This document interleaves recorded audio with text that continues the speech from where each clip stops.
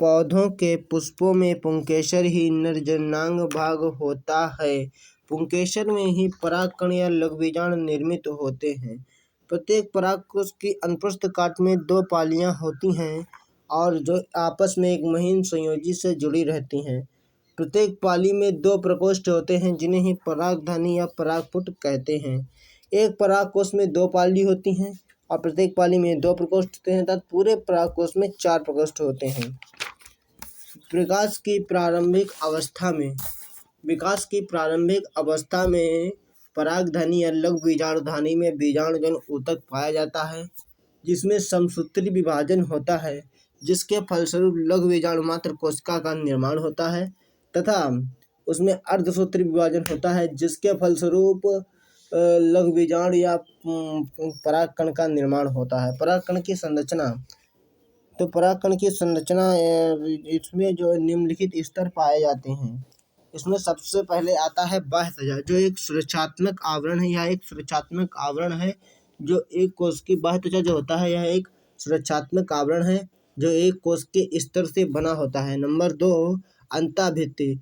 यह भी एक कोशिकीय स्तर है। यह भी एक कोशिकीय स्तर है जो परागकणों को रास्ता प्रदान करती है। परागकोश फटने वाली जगह पर अंतःभित्ति पतली हो जाती है। अंतःभित्ति जो है यह भी एक कोशिकीय स्तर है जो परागकणों को रास्ता प्रदान करती है। और अंतःभित्ति परागकोश फटने वाली जगह पर अंतःभित्ति पतली हो जाती है। मध्य स्तर। यह 2-3 स्तरीय मोटा आवरण है जो संग्रह का कार्य करता है, जो मध्य स्तर है। नंबर 4 पे आती है टैप्टम। यह बहुकेंद्रकीय पोषण परत है जो विकासशील परागकणों को पोषण देने का कार्य करती है तथा बाह्यचोल के निर्माण में भी सहायक है। अब बात करते हैं नर युग्मकोद्भिदम लघुबीजाणु या परागकण की संरचना। तो परागकण एक अति सूक्ष्म संरचना है जो एक कोशिकीय व अगुणित होती है। परागकण जो वो है वो अति सूक्ष्म संरचना है जो एक कोशिकीय व अगुणित होती है। आकृति में ये गोलाकार, अंडाकार, बहुफलकी होते हैं। आकृति में ये लोग कैसे होते हैं? गोलाकार, अंडाकार, बहुफलकी होते हैं। इनका व्यास 25 से 30 माइक्रोमीटर या 0.22 या 0.030 mm होता है। इनका जो व्यास होता है वो 25 से 30 माइक्रोमीटर होता है। और परागकणों का अध्ययन परमाणु विज्ञान के अंतर्गत होता है। परागकणों का अध्ययन। परागकण 2 आवरणों द्वारा सुरक्षित रहता है, बाह्यचोल और अंतःचोल। बाह्यचोल कठोर एवं खुरदरा होता है।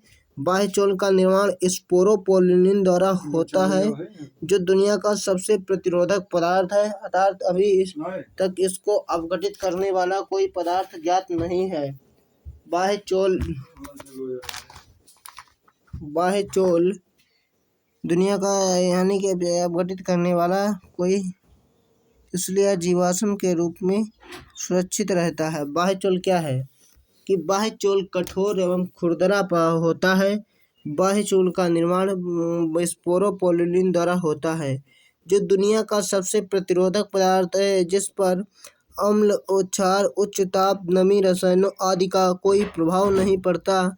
यहाँ तक कि इसको अपघटित करने वाला एंजाइम अभी ज्ञात नहीं है। इसीलिए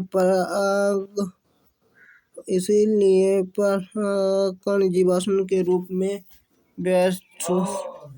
में ही सुरक्षित रहता है। फिर से एक बार देखेंगे बाह्यचोल क्या। बाह्यचोल कठोर एवं खुरदरा होता है, जो स्पोरोपोलिन द्वारा होता है, जो दुनिया का